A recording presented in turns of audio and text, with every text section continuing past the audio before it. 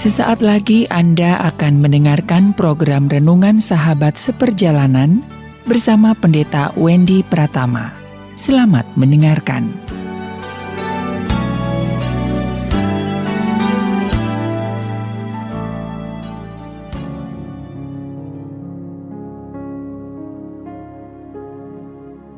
Selamat berjumpa kembali di dalam layanan audio Sahabat Seperjalanan. Hari ini adalah hari Minggu 4 September 2022. Tema renungan saat teduh kita dengan judul Kehidupan yang Selaras.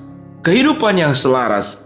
Firman Tuhan terambil dalam Lukas 5 ayat 38. Tetapi anggur yang baru harus disimpan dalam kantung yang baru. Tetapi anggur yang baru harus disimpan dalam kantong yang baru. Mari kita berdoa. Bapa yang di dalam surga, terima kasih kami diajarkan memiliki sebuah kehidupan yang berintegritas, kehidupan yang selaras antara luar dan dalam sama, antara ucapan dan tingkah laku sama, antara kehidupan yang dilihat orang dan pada saat tidak dilihat orang, kami hidup sama-sama saja. Dalam nama Tuhan Yesus kami berdoa, amin. Shalom sahabat seperjalanan yang dikasihi Tuhan, kehidupan yang selaras. Kita tahu dengan jelas setiap kendaraan itu memiliki kuncinya masing-masing. Dan setiap anak kunci punya geriginya yang berbeda satu dengan yang lain. Sehingga ada pepatah mengatakan bahwa untuk membuka sebuah pintu tidak dibutuhkan kunci emas, tapi yang dibutuhkan adalah kunci yang sesuai dan pas dengan pintunya. Sahabat seperjalanan, kehidupan kita pun demikian. Kehidupan yang selaras adalah kehidupan yang diarahkan dan dianjurkan, diperintahkan oleh Tuhan. Dalam Lukas 5:38 yang kita baca tadi. Tetapi anggur yang baru harus disimpan dalam kantung yang baru. Anggur yang baru harus disimpan di dalam kantung yang baru. Bagaimana Allah mengajarkan kepada kita sebuah kehidupan di dalam istilah yang dipakai, baik dalam perusahaan, dalam training-training kepemimpinan, yang disebut dengan integritas, yang disebut dengan kehidupan yang transparan, kehidupan yang otentik, kehidupan secara menyeluruh di dalam diri seseorang itu adalah sama. Sahabat seperjalanan yang dikasihi Tuhan, berapa banyak orang yang manis mulutnya namun hatinya jahat. Dan berapa banyak juga orang yang nampaknya kasar penampakan luarnya. Kata-katanya seakan-akan kasar, namun hatinya itu baik luar biasa. Untuk bagian yang kedua, tentu kita lebih bisa menerimanya. Namun kita tahu juga, kalau hati yang baik pun juga tentu harus diungkapkan juga dengan kata-kata yang baik. Kita kenal salah satu tokoh pemimpin yang ada di Indonesia ini, yang baik hatinya, yang jujur, namun kata-katanya seringkali terlalu song-song, terlalu kasar, dan seringkali memakai kalimat-kalimat yang tidak mengikuti tata bahasa Indonesia, yang seharusnya apa yang diucapkan untuk teman, apa yang diucapkan di warung kopi, apa yang diucapkan dalam instansi, apa yang diucapkan dalam dunia kerja, tentu ini adalah sesuatu yang perlu dipikirkan dengan baik, adanya keselarasan.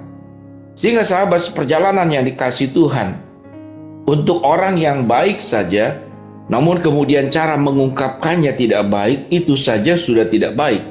Apalagi yang mengungkapkannya baik, manis, mempesona, namun hatinya jahat. Wah, ini tentu sangat menyakitkan. Sahabat seperjalanan yang dikasihi Tuhan, kehidupan yang selaras adalah bagian yang sangat luar biasa. Kita bertemu dengan pribadi, yaitu Tuhan Yesus yang adalah Allah dan Juru Selamat kita. Allah adalah Allah yang kasih, Allah adalah Allah yang pengampun. Maka dalam kehidupannya sewaktu ada di dalam dunia ini, Yesus menyatakan kasih dan pengampunannya, kelembutannya. Dan di dalam diri Allah ada sifat bisa Allah yang murka, dan menunjukkan kemurkaan itu pada orang yang tepat. Jadi semuanya itu selaras. Sewaktu Yesus mengajarkan hidup dalam kekudusan, dia sendiri hidup dalam kekudusan. Sewaktu Yesus mengajarkan harus memikul salib dalam mengikut aku, Yesus sendiri memikul salib. Ada yang mengatakan bahwa kapan Yesus itu memikul salib? Ada yang mengatakan sewaktu Yesus diberikan salib itu untuk dibawa ke bukit Golgota. Namun salah seorang teolog mengatakan Yesus memikul salib dari mulai kekekalan. Dari mulai semenjak tahu bahwa setelah manusia jatuh dalam dosa, maka Yesus sudah memikul salib. Dari kandungan mamahnya sendiri, ibunya Maria, Yesus sudah memikul salib. Dari terlahir, Yesus sudah memikul salib. Bahkan setelah Yesus disalibkan, Yesus pun memikul salib. Karena salib yang dibawa oleh Yesus adalah bukan kayu yang berbentuk angka tambah memanjang ke bawah. Tapi salib itu adalah pengampunan dosa yang ditanggung oleh Yesus di dalam pribadinya, sepenuhnya dan berlaku dan terus berjalan sampai saat sekarang. Sehingga pada prinsipnya Yesus memikul salib sampai pada akhir zaman nanti selesailah pikulan salib yang Yesus harus tanggung.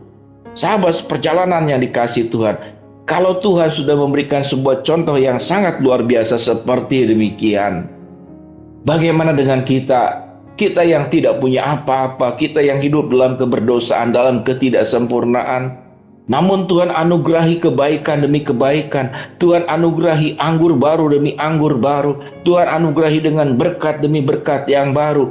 Tuhan anugerahi dengan janji-janji penyertaan, kekuatan, pertolongan yang senantiasa tersedia untuk kita. Dan Tuhan tidak pernah berubah. Sekali memberi anggur yang baru, tetap akan berikan anggur yang baru. Kita sebagai penerima anggur itu harus menerimanya dengan kantung yang baru, bukan dengan kantung yang lama. Hidup kita adalah kantung yang baru, bukan kantung yang lama. Apa itu kantung yang lama? Kantung yang lama ada hidup lama. Kantung yang baru adalah hidup yang sudah diubahkan. Sahabat perjalanan, sewaktu uang diberikan kepada penjudi, dia akan bermain judi, tidak akan digunakan untuk yang lain. Sewaktu uang diberikan kepada pemabuk, dia akan beli minuman-minuman untuk memabukkan dirinya.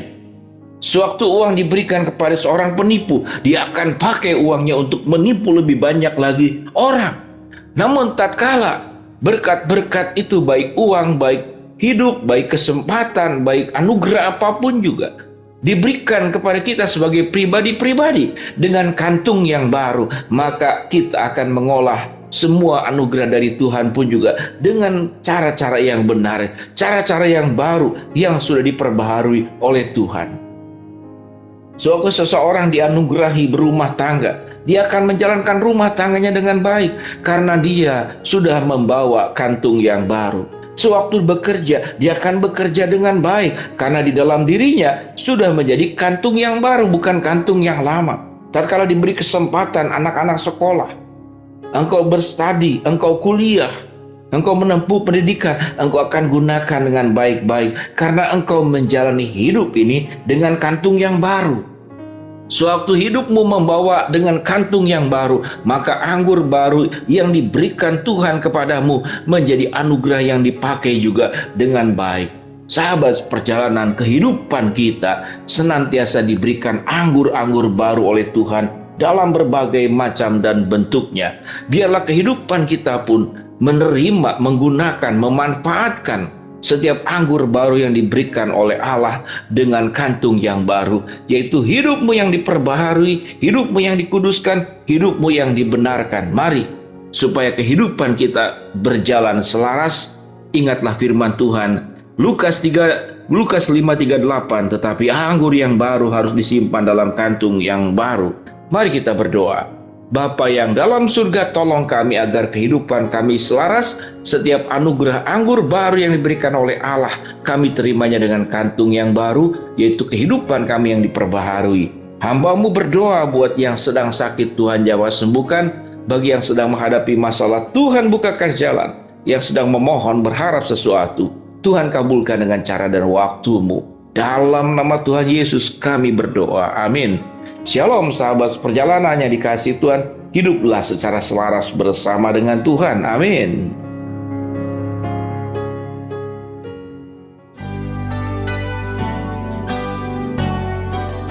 Anda baru saja mendengarkan program Renungan Sahabat Seperjalanan bersama Pendeta Wendy Pratama.